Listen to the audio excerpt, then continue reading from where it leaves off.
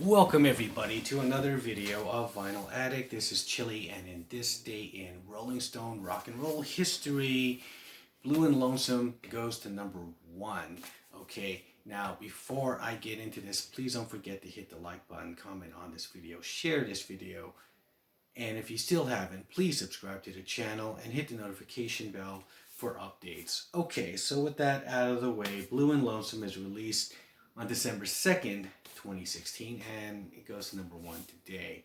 Now, this would be their first #1 in like 22 years, so we're talking, I guess, that would be Voodoo Lounge territory, okay? And this is a bunch of covers, so blues covers, Chicago blues. And so let's take a look at it real quick. You got a gatefold here, it's a double.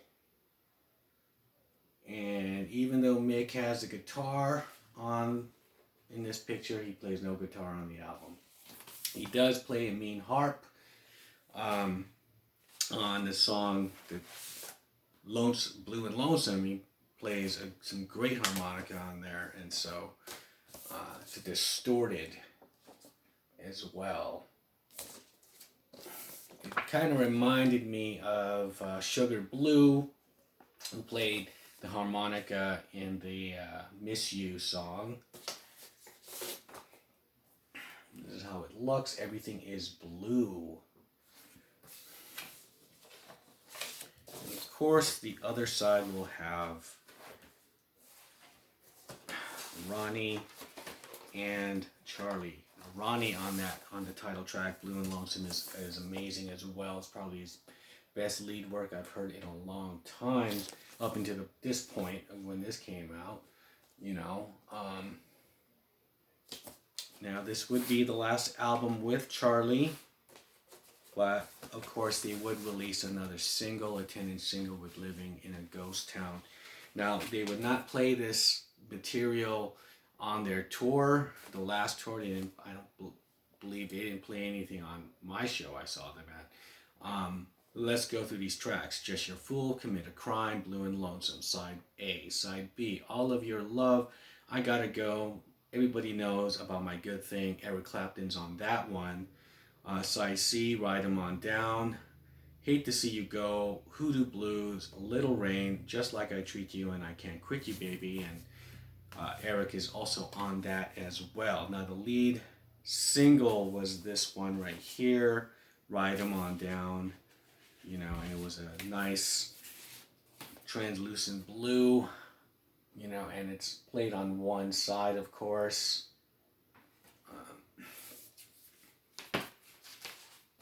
Same as the when they put out the Living in a Ghost Town, it will be like one-sided, and with the blue logo, the logo turns blue.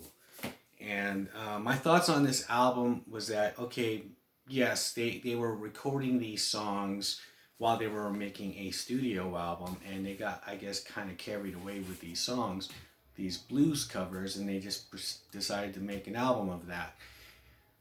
And so there are some drum tracks of the songs that they were working on, which they will use of Charlie Watts for their album that's coming out next year, and half of it will be Steve Jordan. So that's something to look forward to, which I do.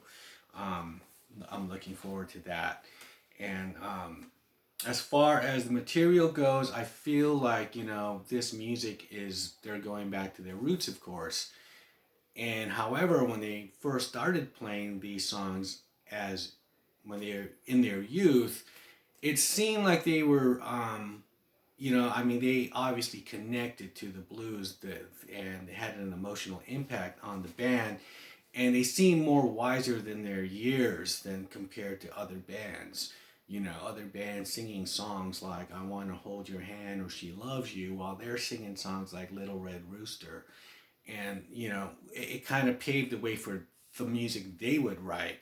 And so that's why listening to their older material, the material which they started off with them covering these types of songs, and now they've come full circle, they always seemed not like they were transitioning, because they always seemed like they were a blues band at heart. They were just being a blues band doing this or whatever that would come around, whether it was in the punk um, time of the Some Girls era.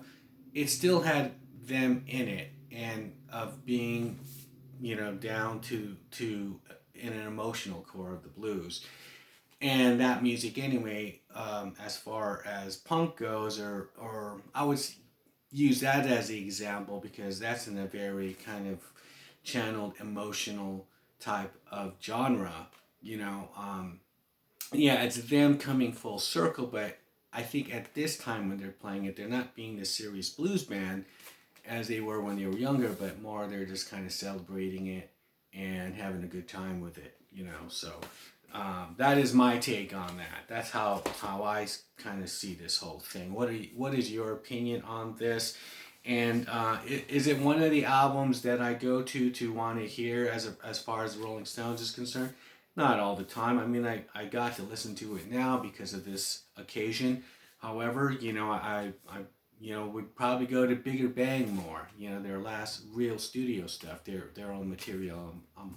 More, um, you know, probably would want to go to their own material more than their cover songs. That's just me though. And with that, I'll shut up and I'll see you guys on the next video. Bye.